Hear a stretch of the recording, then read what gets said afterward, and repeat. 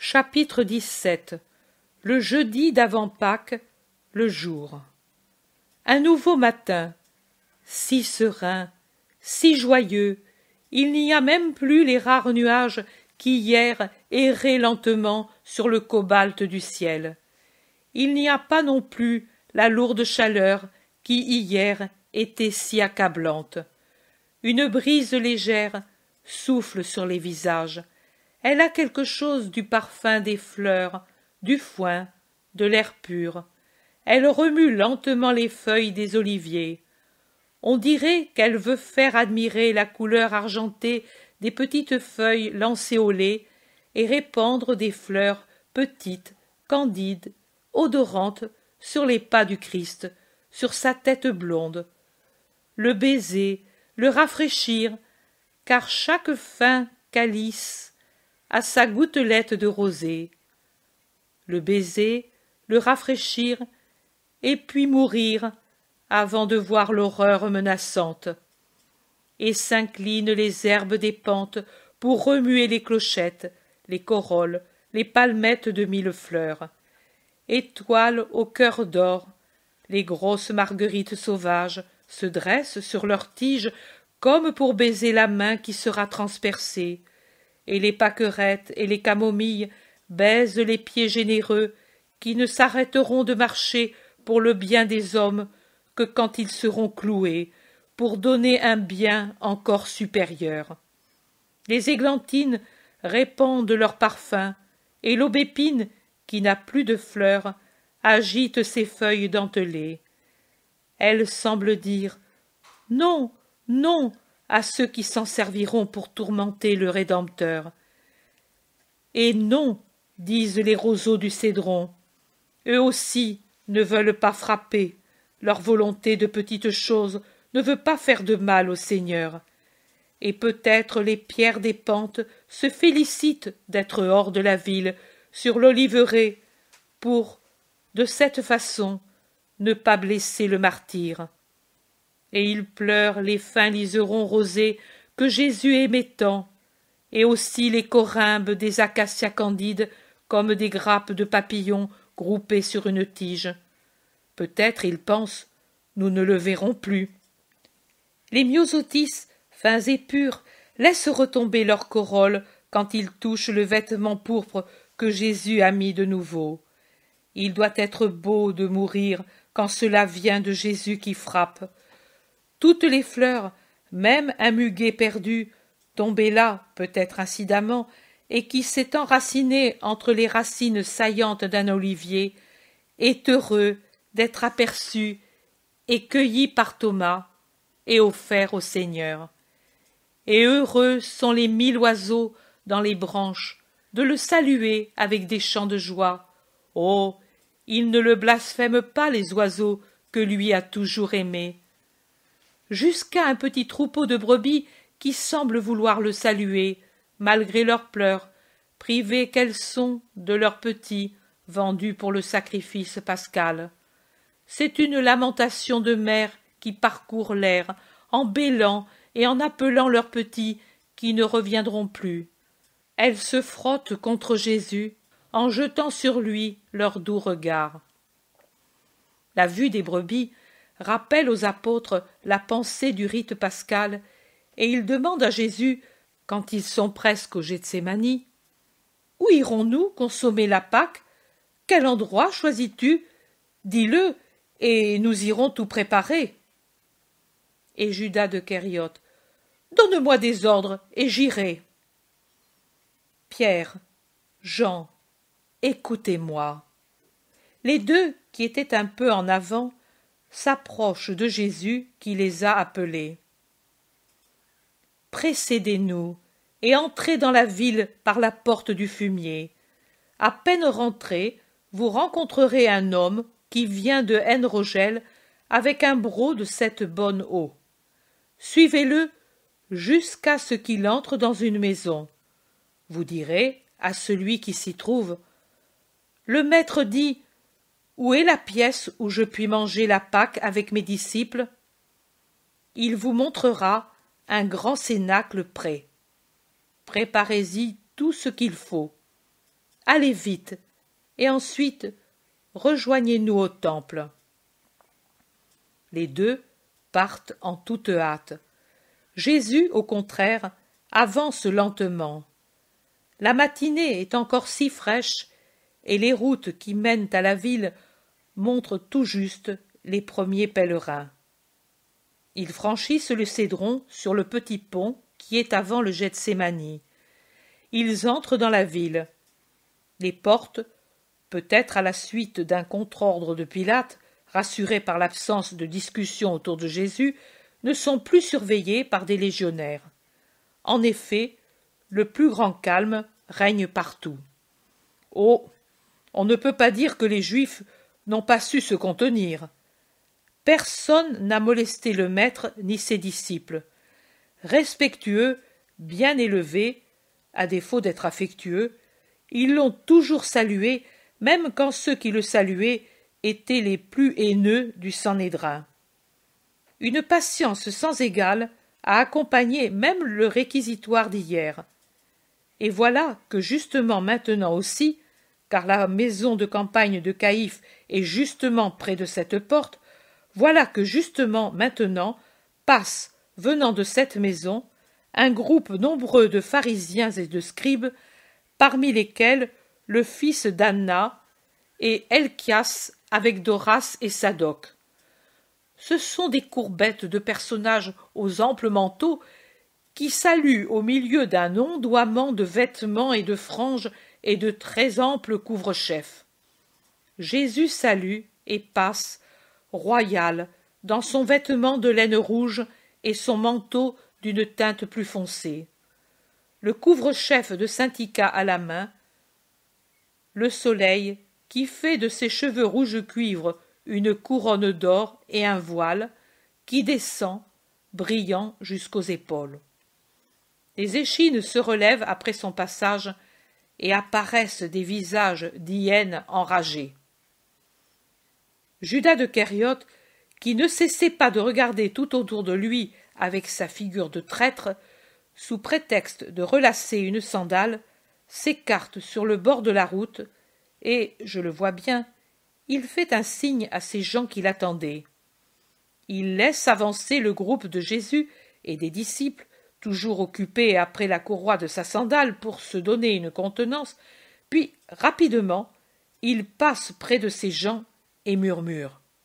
« À la belle, aux environs de Sexte, un de vous. » Et il file rapidement pour rejoindre ses compagnons.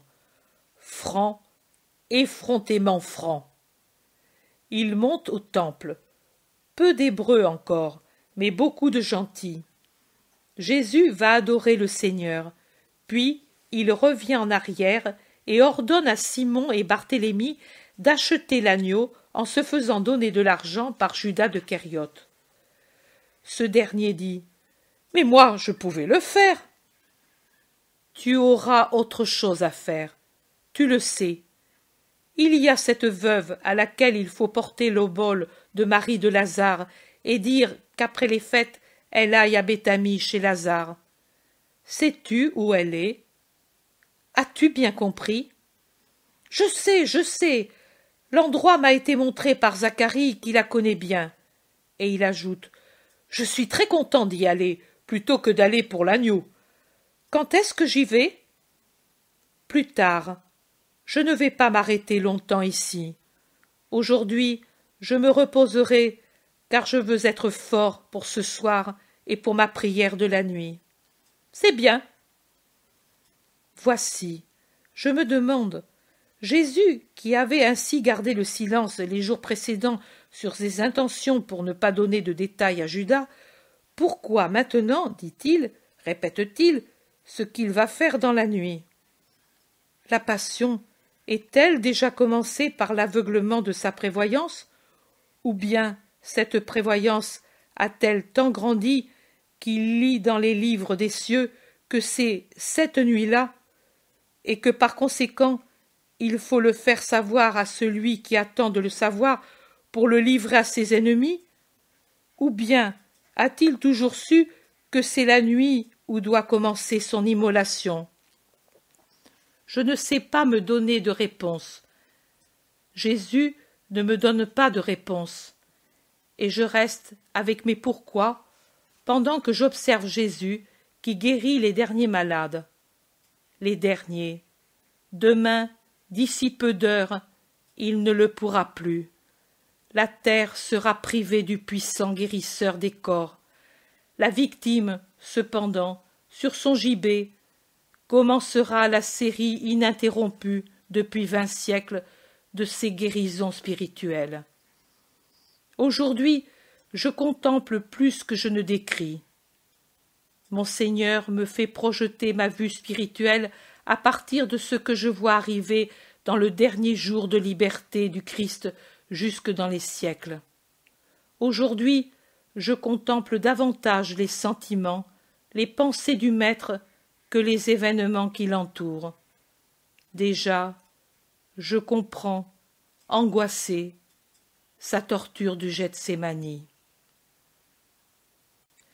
Jésus est pressé comme à l'ordinaire par la foule qui a déjà augmenté, qui maintenant est en majorité hébraïque et qui oublie de se hâter vers l'endroit où on sacrifie les agneaux pour s'approcher de Jésus, agneau de Dieu, qui va être immolé. Et elle demande encore, elle veut encore des explications. Nombreux sont les Hébreux venus de la diaspora qui, ayant entendu parler du Christ, du prophète galiléen, du rabbi de Nazareth, sont curieux de l'entendre parler et anxieux de s'enlever tout doute possible. Et ceux-ci s'ouvrent un passage en suppliant ainsi ceux de Palestine. « Vous l'avez toujours, vous savez qui il est, vous avez sa parole quand vous voulez. Nous sommes venus de loin, et nous allons repartir tout de suite après avoir accompli le précepte. Laissez-nous aller à lui. » La foule s'ouvre difficilement pour leur céder la place. Ils s'avancent vers Jésus et l'observent avec curiosité. Ils parlottent entre eux, groupe par groupe. Jésus les observe aussi, tout en écoutant un groupe venu de la Pérée. Quand ils lui ont offert de l'argent pour ces pauvres, comme le font beaucoup, argent qu'il a passé comme toujours à Judas, il les congédie et il se met à parler. Unis dans la religion, mais de provenances diverses, beaucoup parmi ceux qui sont présents se demandent « Qui est celui que l'on appelle le Nazaréen ?» Et leurs espoirs se mêlent à leurs doutes. Écoutez, il est dit de moi, un rejeton sortira de la racine de Jessé, une fleur viendra de cette racine, et sur lui reposera l'Esprit du Seigneur. Il ne jugera pas selon ce qui apparaît aux yeux, il ne condamnera pas pour ce que l'on entend avec les oreilles, mais il jugera les pauvres avec justice, et prendra la défense des humbles. Le rejeton de la racine de Jessé, placé comme un signe parmi les nations, sera invoqué par les peuples, et son tombeau sera glorieux. Lui, après avoir élevé sa bannière pour les nations, réunira les réfugiés d'Israël, les gens dispersés de Juda. Il les rassemblera des 4 points de la terre. Il est dit de moi, « Voici, le Seigneur Dieu vient avec sa puissance, son bras triomphera. Il porte avec lui sa récompense, il a son œuvre devant ses yeux. Comme un berger, il fera paître son troupeau. Il est dit de moi, « Voici mon serviteur avec lequel je serai, en qui se complaît mon âme. En lui, j'ai répandu mon esprit. Il amènera la justice parmi les nations. Il ne criera pas, il ne brisera pas le roseau fêlé, il n'éteindra pas la mèche qui fume encore. Il fera justice selon la vérité. Sans être triste ou turbulent, il arrivera à établir sur la terre la justice, et les îles attendront sa loi. Il est dit de moi, moi, le Seigneur, je t'ai appelé dans la justice, je t'ai pris par la main, je t'ai préservé, je t'ai fait alliance du peuple et lumière des nations pour ouvrir les yeux aux aveugles et tirer de la prison les prisonniers, et de la prison souterraine ceux qui gisent dans les ténèbres. Il est dit de moi, l'Esprit du Seigneur est sur moi, car le Seigneur m'a oint pour annoncer la bonne nouvelle à ceux qui sont doux, pour guérir ceux qui ont le cœur brisé, pour annoncer la liberté aux esclaves, la libération aux prisonniers, pour annoncer l'année de grâce du Seigneur. Il est dit de moi, il est le fort, il fera paître le troupeau avec la force du Seigneur, avec la majesté du nom du Seigneur son Dieu. Ils se convertiront à lui, parce que dès à présent il sera glorifié jusqu'aux derniers confins du monde. Il est dit de moi, j'irai moi-même à la recherche de mes brebis, j'irai à la recherche des égarés, je ramènerai celles qui ont été chassées, j'attacherai celles qui ont des fractures, je restaurerai les faibles, je surveillerai celles qui sont grosses et robustes, je les ferai paître avec justice. Il est dit, il est le prince de la paix, et il sera la paix. Il est dit, voici que vient ton roi, le juste, le sauveur. Il est pauvre, il chevauche un ânon. Il annoncera la paix aux nations. Sa domination ira d'une mer à l'autre jusqu'aux extrémités de la terre. Il est dit, 70 semaines ont été fixées pour ton peuple, pour ta cité sainte, afin que soit enlevée la prévarication, que le péché prenne fin, que soit effacée l'iniquité, que vienne l'éternelle justice, que soient accomplies les visions et les prophéties, et que soit oint le Saint des Saints. Après 7 plus 62 viendra le Christ. Après 62, il sera mis à mort. Après une semaine, il confirmera le testament, mais, au milieu de la semaine, feront défaut les hosties et les sacrifices, et ce sera dans le temple l'abomination de la désolation, et elle durera jusqu'à la fin des siècles. Il n'y aura donc plus d'hosties en ces jours, l'autel n'aura pas de victime, il aura la grande victime. Voilà que la voit le prophète. Quel est celui qui vient avec les vêtements teints en rouge? Il est beau dans son vêtement, et il marche dans la grandeur de sa force. Et comment celui qui est pauvre a-t-il teint son vêtement de pourpre? Voilà que le dit le prophète. J'ai abandonné mon corps à ceux qui le frappaient, mes joues à celui qui m'arrachait la barbe. Je n'ai pas éloigné mon visage de celui qui m'outrageait. Ma beauté et ma splendeur se sont perdues, et les hommes ne m'ont plus aimé. Les hommes m'ont méprisé, considéré comme le dernier. Homme de douleur, mon visage sera voilé et méprisé, et ils me regarderont comme un lépreux, alors que c'est pour tous que je serai couvert de plaies et mis à mort. Voici la victime. Ne crains pas, ô Israël, ne crains pas. L'agneau pascal ne fait pas défaut. Ne crains pas, ô terre, ne crains pas. Voici le Sauveur. Comme une brebis, il sera conduit à l'abattoir parce qu'il l'a voulu, et il n'a pas ouvert la bouche pour maudire ceux qui le tuent. Après sa condamnation, il sera élevé et consumé dans les souffrances. Il aura ses membres déboîtés, ses os découverts, ses pieds et ses mains transpercés.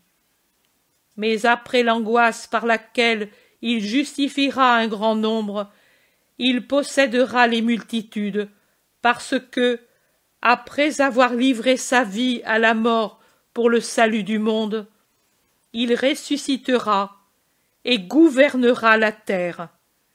Il nourrira les peuples avec les eaux vues par Ézéchiel, qui sortaient du vrai temple, qui, s'il est abattu, se relève par sa propre force, avec le vin dont s'est aussi empourpré le blanc vêtement de l'agneau sans tache, et avec le pain venu du ciel. Assoiffés, venez aux eaux, affamés, nourrissez-vous, épuisés et vous malades, buvez mon vin.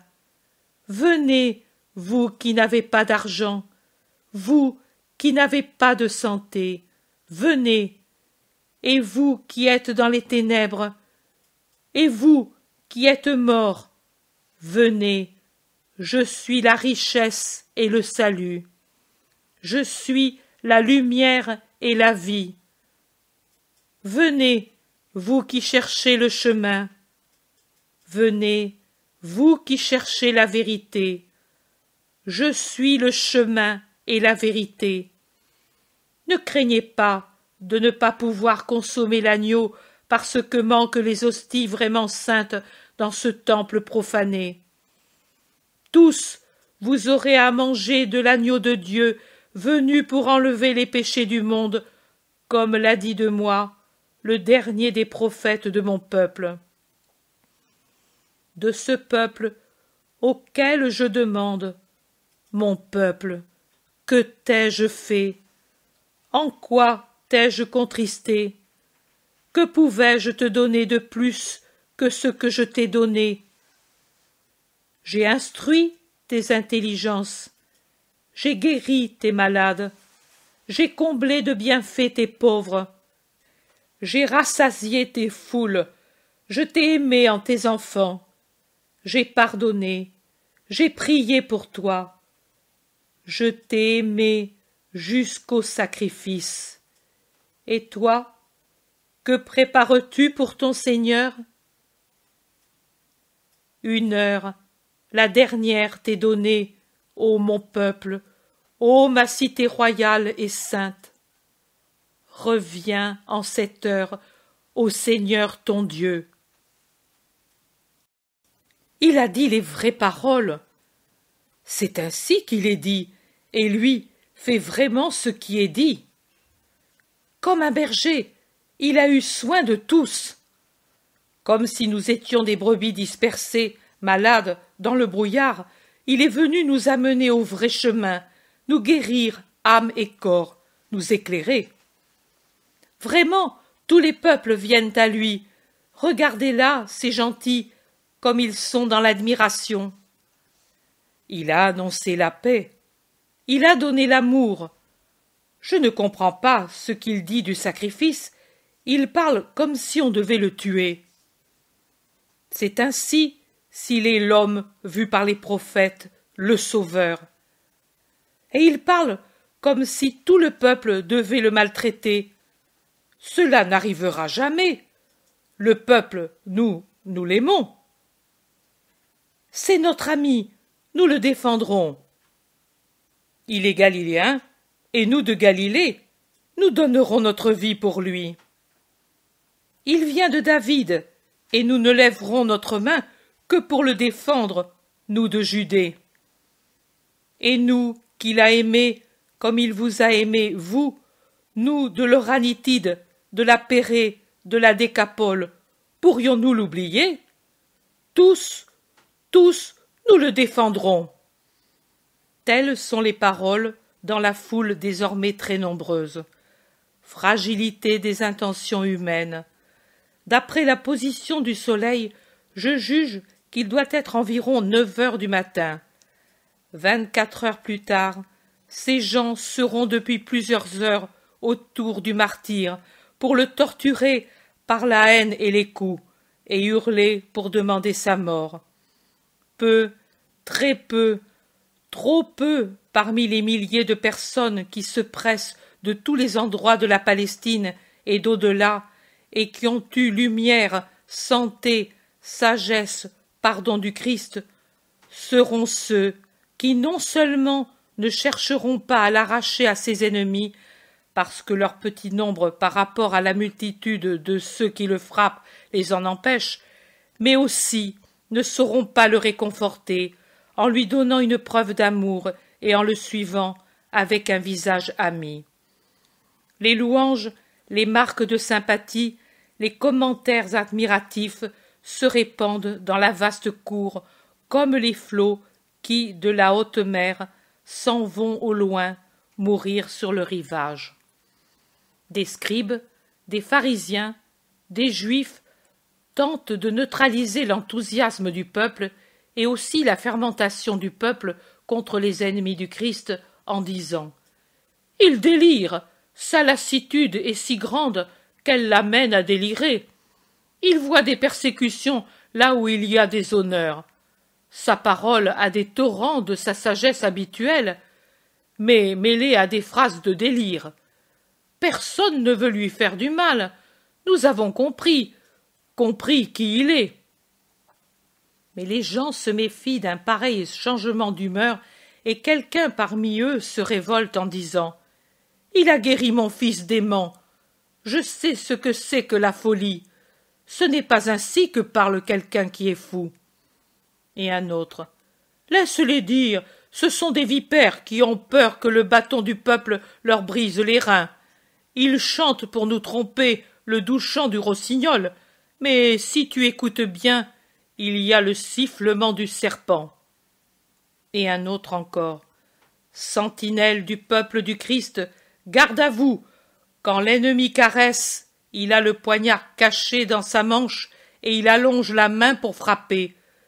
Les yeux ouverts et le cœur prêt, les chacals ne peuvent devenir des agneaux dociles. » Tu dis bien.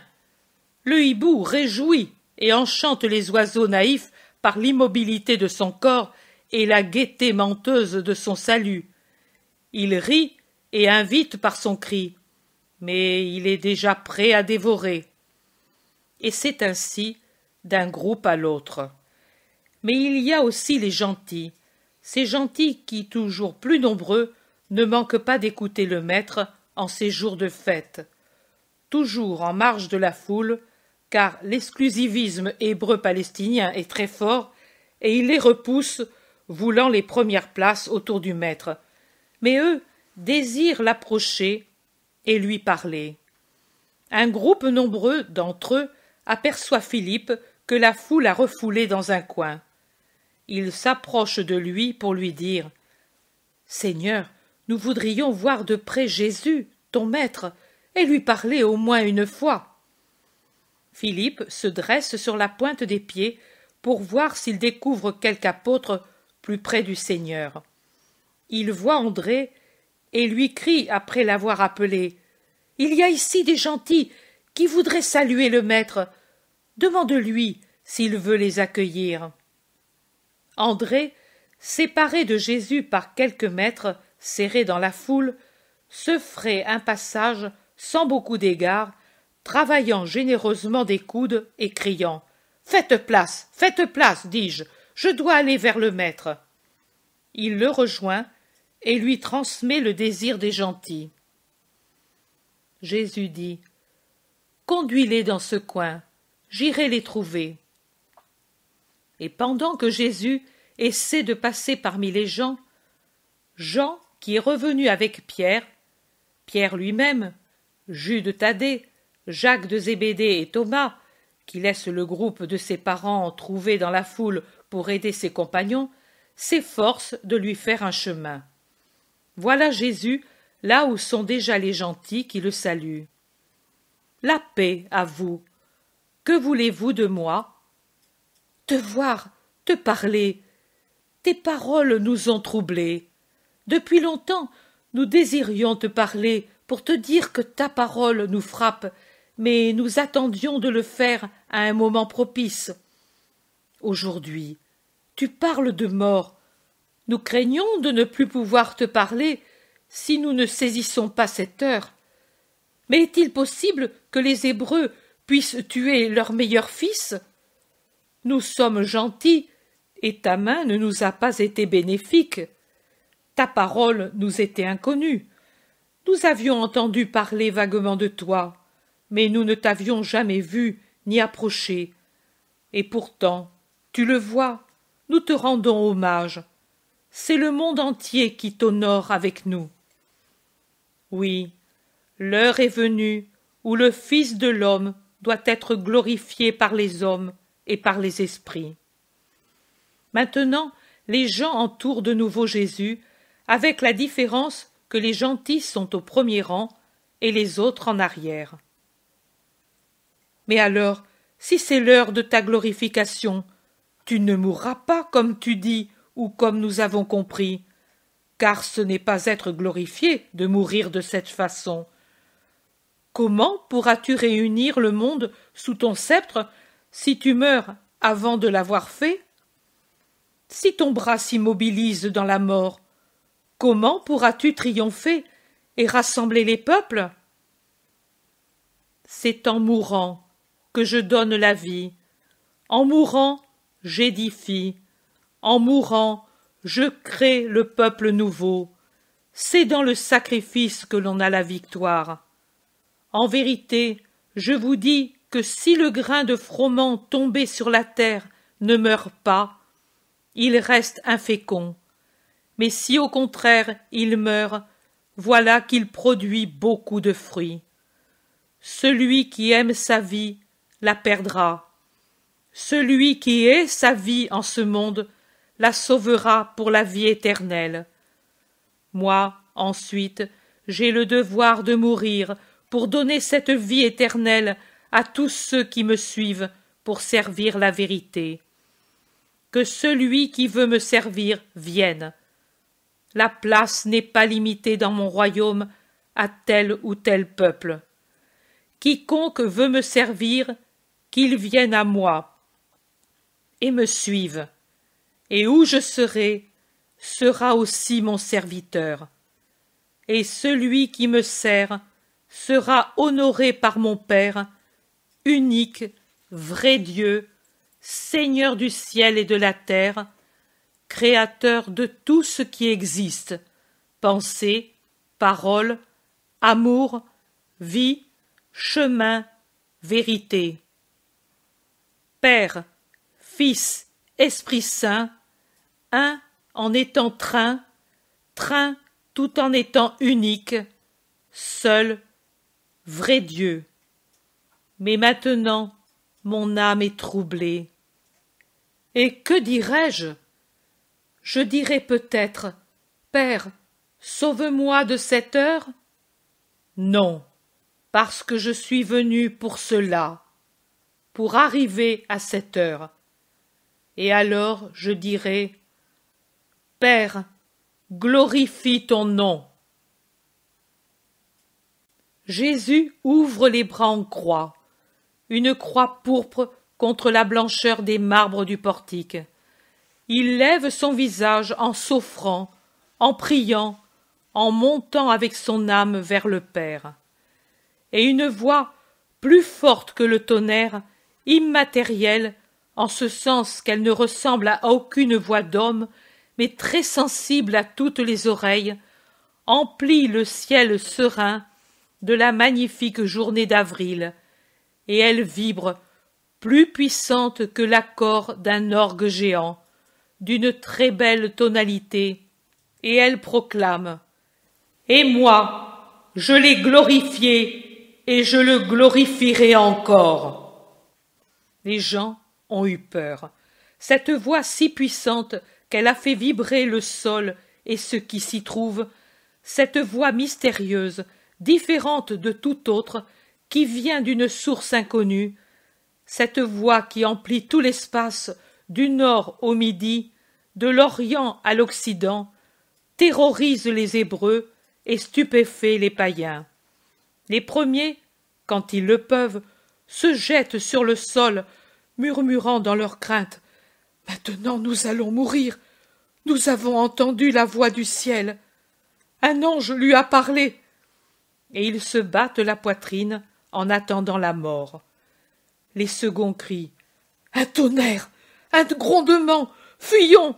La terre a rugi, elle a tremblé. » Mais il est impossible de fuir dans cette cohue qui augmente lorsque les gens qui étaient encore en dehors des murs du temple accourent à l'intérieur en criant « Pitié pour nous, courons! Ici c'est le lieu saint, il ne se fendra pas le mont où s'élève l'autel de Dieu. » Et ainsi chacun reste où il est, bloqué par la foule et l'épouvante. Sur les terrasses du temple accourent les prêtres, les scribes, les pharisiens qui étaient éparpillés dans ces méandres, et les lévites et les stratèges, agités, stupéfaits. Mais de tout cela ne descendent, parmi les gens qui sont dans les cours, pas d'autres que Gamaliel avec son fils. Jésus le voit passer, tout blanc dans son vêtement de lin, qui est si blanc qu'il resplendit jusque sous le soleil éclatant qui le frappe. Jésus regarde Gamaliel, mais comme s'il parlait pour tout le monde, il élève la voix pour dire « Ce n'est pas pour moi, mais pour vous que cette parole est venue du ciel. » Gamaliel s'arrête, se retourne, et il transperce, par les regards de ses yeux profonds et très noirs, que l'habitude d'être un maître vénéré comme un demi-dieu rend involontairement dur comme ceux des rapaces, le regard de saphir, limpide, doux dans sa majesté, de Jésus. Et Jésus continue. C'est maintenant le jugement de ce monde. C'est maintenant que le prince des ténèbres va être chassé dehors. Et moi, quand je serai élevé, j'attirerai tout à moi, car c'est ainsi que le Fils de l'homme opérera le salut. Nous avons appris des livres de la loi que le Christ vit éternellement. Et toi, tu te dis le Christ, et tu dis que tu dois mourir. Et encore, tu dis que tu es le Fils de l'homme, et que tu te sauverais parce qu'on t'élèvera. Qui es-tu donc? Le Fils de l'homme ou le Christ? Et qu'est-ce que le Fils de l'homme? Dit la foule qui reprend de la hardiesse. Ce sont une unique personne. Ouvrez les yeux à la lumière. C'est encore pour peu que la lumière est avec vous. Marchez vers la vérité tant que vous avez la lumière parmi vous, afin que les ténèbres ne vous surprennent pas. Ceux qui marchent dans l'obscurité ne savent pas où ils vont aboutir. Tant que vous avez la lumière parmi vous, croyez en elle pour être fils de la lumière. Il se tait. La foule est perplexe et divisée. Une partie s'en va en secouant la tête. Une partie observe l'attitude des principaux dignitaires, pharisiens, chefs des prêtres, scribes, et spécialement de Gamaliel, et ils règlent leurs propres gestes sur cette attitude. D'autres encore approuvent de la tête et s'inclinent devant Jésus avec des signes très clairs qui veulent dire « Nous croyons, nous t'honorons pour ce que tu es ». Mais ils n'osent pas se déclarer ouvertement en sa faveur. Ils ont peur des yeux attentifs des ennemis du Christ, des puissants, qui les surveillent du haut des terrasses qui dominent les magnifiques portiques qui entourent l'enceinte du temple.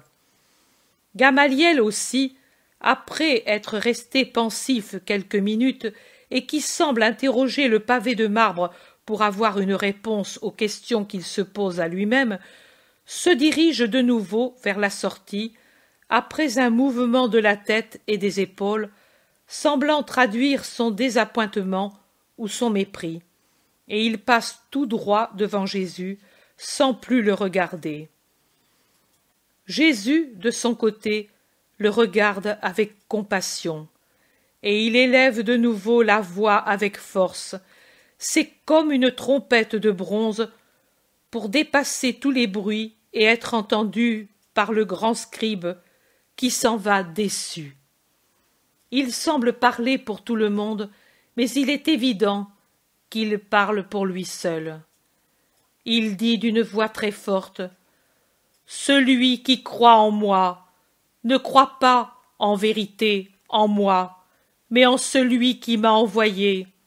Et celui qui me voit celui qui m'a envoyé. Et celui-là est bien le Dieu d'Israël, car il n'y a pas d'autre Dieu que lui. Aussi, je vous dis, si vous ne pouvez croire en moi en tant que celui que l'on appelle fils de Joseph, de David, et fils de Marie, de la lignée de David, de la Vierge vue par le prophète, née à Bethléem, comme il est dit par les prophéties, précédé par le Baptiste, comme il est dit encore depuis des siècles, croyez au moins à la voix de votre Dieu qui vous a parlé du ciel. Croyez en moi comme fils de ce Dieu d'Israël. Que si vous ne croyez pas à celui qui vous a parlé du ciel, ce n'est pas moi que vous offensez, mais votre Dieu, dont je suis le Fils. » Jésus dit: « N'ayez pas la volonté de rester dans les ténèbres. Je suis venu au monde comme lumière, afin que celui qui croit en moi ne reste pas dans les ténèbres.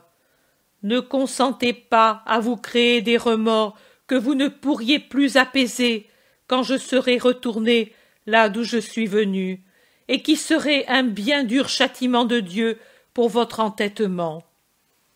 Je suis prêt à pardonner tant que je suis parmi vous, tant que le jugement n'est pas fait, et en ce qui me concerne, j'ai le désir de pardonner.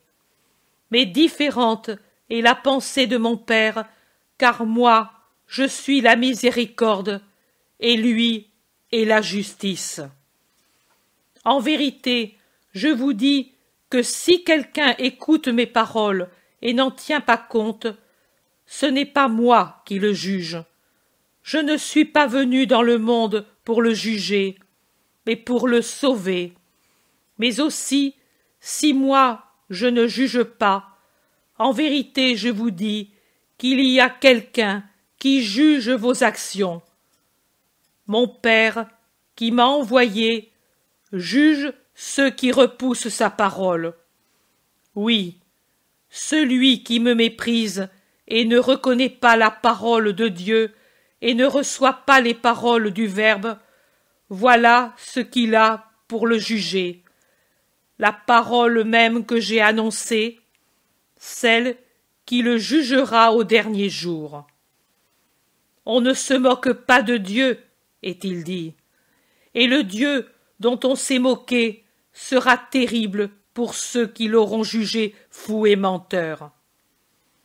Rappelez-vous tous que les paroles que vous m'avez entendu dire sont de Dieu.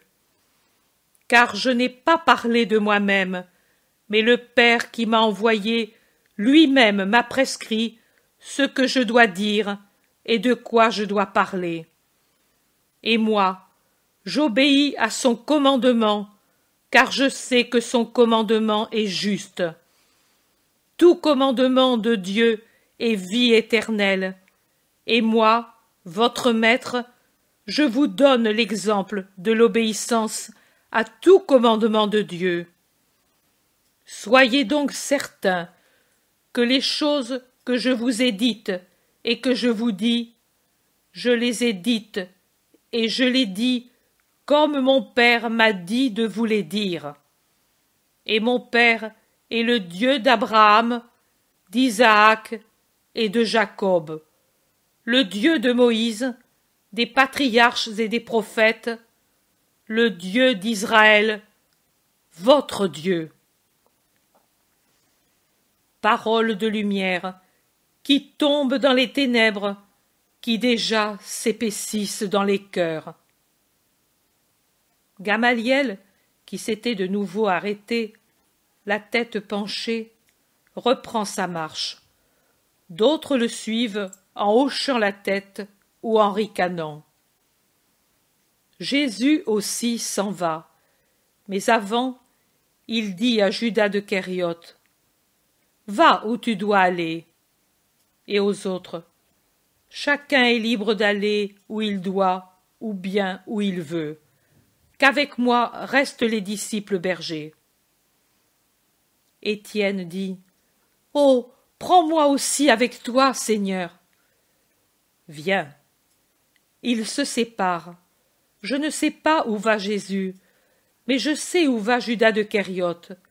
Il va à la belle porte, en montant des marches qui mènent de l'atrium des gentils à celui des femmes, et après l'avoir traversé, en montant à son extrémité d'autres marches, il jette un coup d'œil dans l'atrium des Hébreux, et, fâché, il frappe le sol du pied parce qu'il ne trouve pas celui qu'il cherche.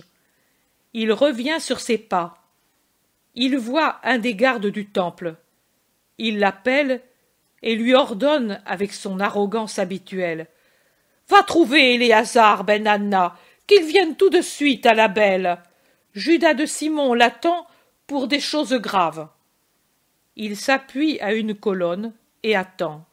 Après un moment, Éléazar, fils d'Anna, Elchias, Simon, Doras, Cornélius, Sadoc, Naoum et d'autres accourent avec leurs vêtements qui volent au vent. Judas parle à voix basse, mais excité. « Ce soir, après la scène, au Gethsémani, venez-y et prenez-le. Donnez-moi l'argent. »« Non, nous te le donnerons quand tu viendras nous prendre ce soir. Nous ne nous fions pas à toi. Nous te voulons avec nous. On ne sait jamais. » raille Elchias. Les autres l'approuvent en chœur.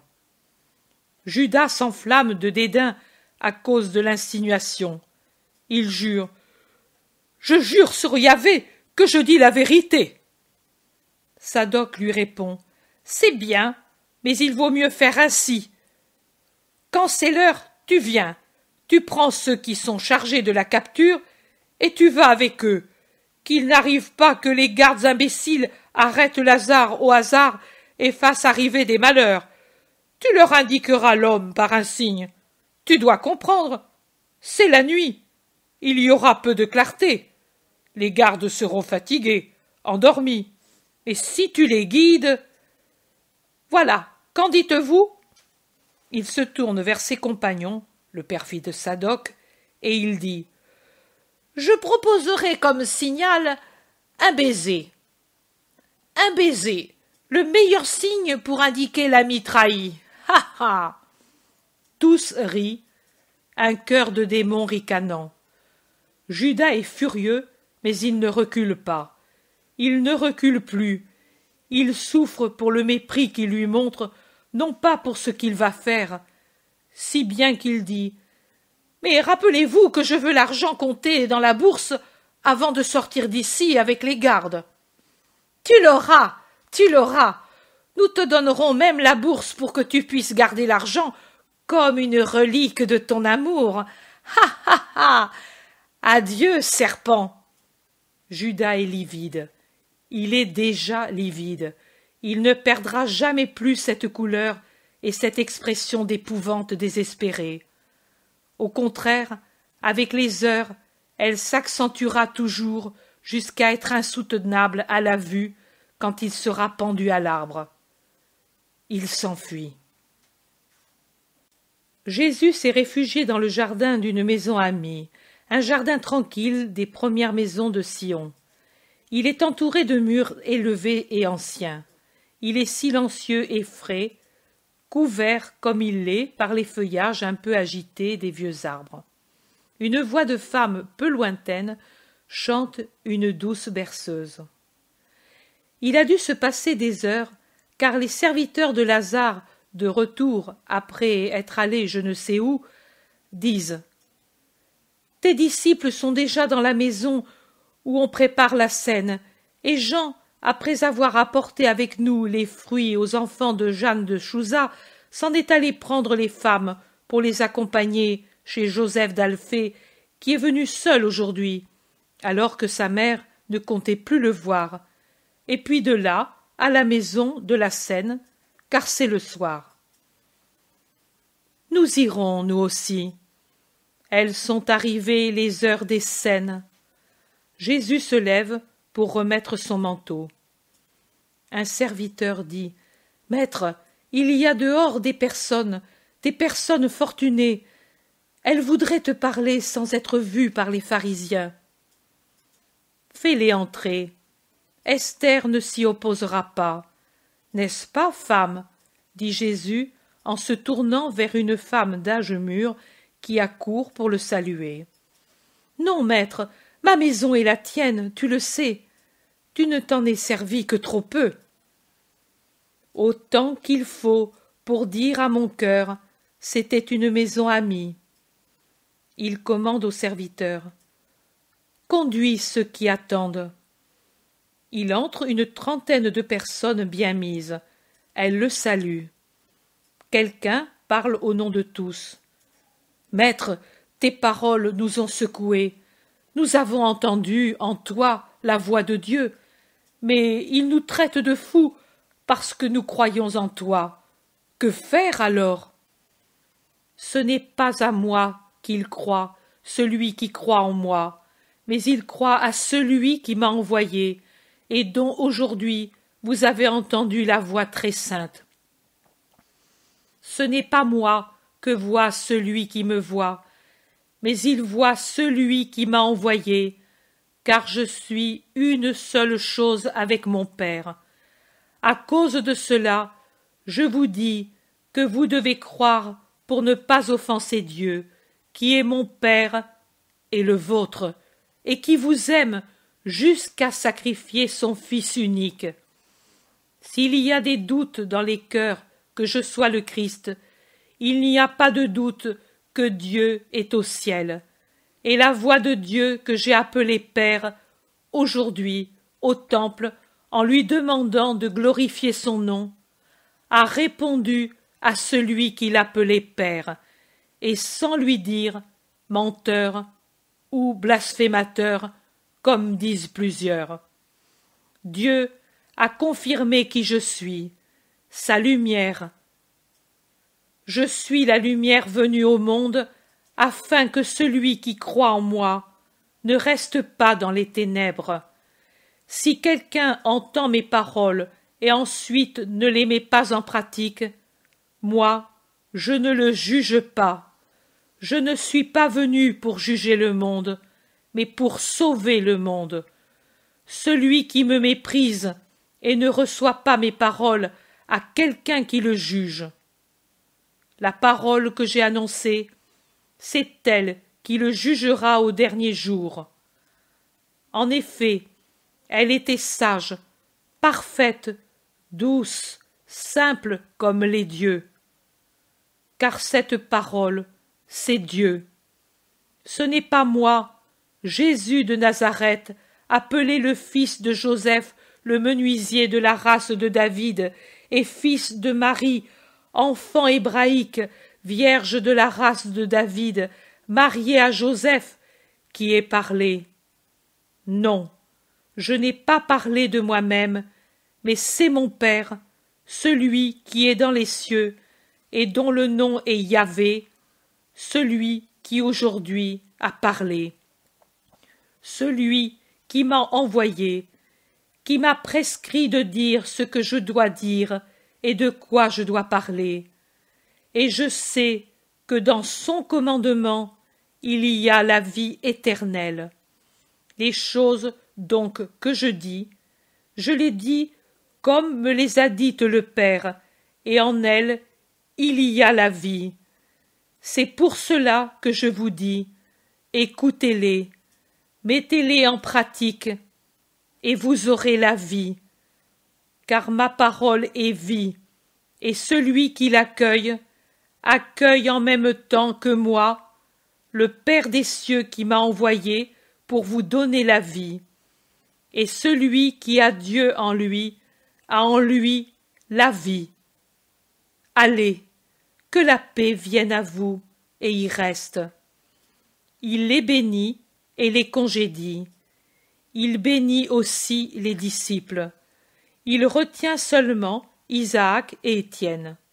Il embrasse les autres et les congédie, et quand ils sont partis, il sort le dernier avec les deux, et il va avec eux par les ruelles les plus solitaires et déjà sombres à la maison du cénacle. Arrivé là, il embrasse et bénit avec un amour particulier Isaac et Étienne. Il les baise, les bénit de nouveau, les regarde partir, et puis il frappe et entre. Jésus dit: Tu mettras ici les visions de l'adieu à ma mère, du cénacle, de la scène. Et maintenant, faisons-nous deux, toi et moi, la vraie commémoration pascale. Viens.